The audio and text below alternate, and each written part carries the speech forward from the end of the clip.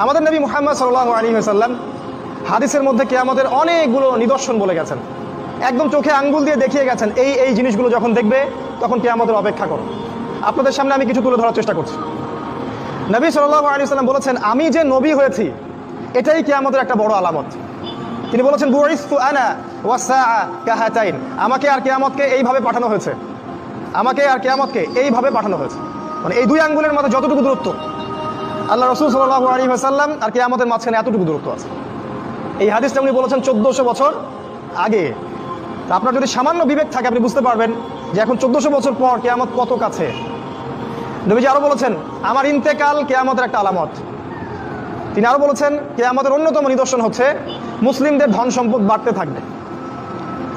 এমন একটা অবস্থা হবে যাদের পরনের কাপড় ছিল না, খাবার জুটতো না, পায়ে স্যান্ডেল ছিল না, এই রাখাল টাইপের দরিদ্র মানুষেরাও উঁচু উঁচু বিল্ডিং নির্মাণের প্রতিযোগিতা করবে। সে সময় আসেনি? বিগত 100 বছরে আপনি দেখেন কত বিল্ডিং, 100 বছর আগে এগুলো ছিল না। আর প্রত্যেকটা বিল্ডিং এর পিছনে আছে সুদ, ব্যাংকের সুদি লোন আর উঁচু উঁচু বিল্ডিং, একটার সাথে একটা সম্পর্কিত। নবীজি আরো বলেছেন, শেষ জামানা বা আখিরুজ জামান বা কিয়ামতের আলামত হচ্ছে মানুষ পিতা মাতাকে সম্মান করবে না। পিতা আর মা এই দুইজন যে সম্মানের পাত্র, এই বোধটাই মানুষের উঠে যাবে।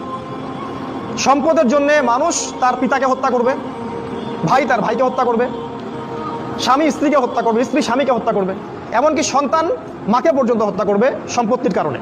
আর পিতা মাতার সাথে দাস দাসীর মতো আচরণ করা হবে। নবী সাল্লাল্লাহু আলাইহি ওয়াসাল্লাম বলেছেন, কিয়ামতের অন্যতম নিদর্শন হচ্ছে যে সমাজের বেশিরভাগ মানুষ সুদের সাথে জড়িত হয়ে যাবে। ইচ্ছায় হোক আর অনিচ্ছায় হোক, হয় ব্যক্তি সুদ খাবে, না হলে সুদ দিবে, না হলে সাক্ষী থাকবে, না হলে লিখে রাখবে। আর আমাদের নবী মুহাম্মদ সাল্লাল্লাহু আলাইহি ওয়াসাল্লাম এই 4 শ্রেণীর মানুষকে সমানভাবে অভিশাপ দিয়েছেন। তিনি বলেছেন, আমি মুহাম্মদ সাল্লাল্লাহু আলাইহি ওয়াসাল্লাম আপনার নবী, তিনি বলেছেন যে আমি 4 শ্রেণীর মানুষকে অভিশাপ দিয়ে গেলাম।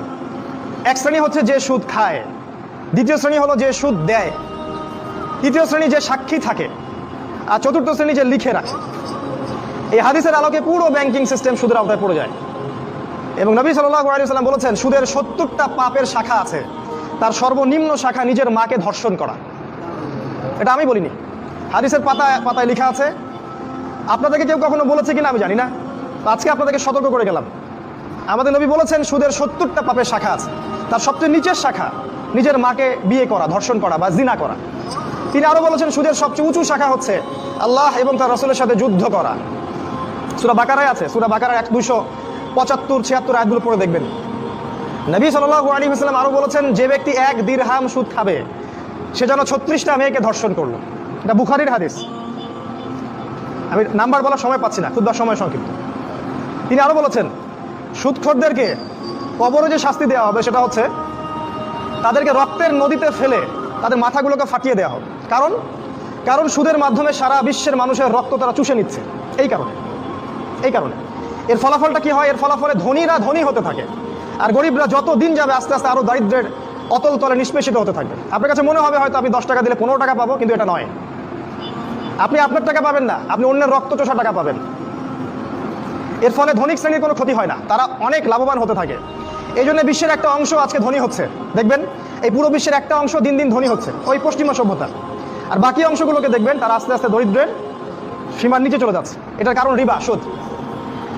তিনি আরো বলেছেন যে সুদ যারা খাবে তাদের জাহান্নামে শাস্তি হচ্ছে ওদের পেটটা ফুলে ফেপে থাকবে, আর পেটের ভিতরে সাপ কিলবিল করবে।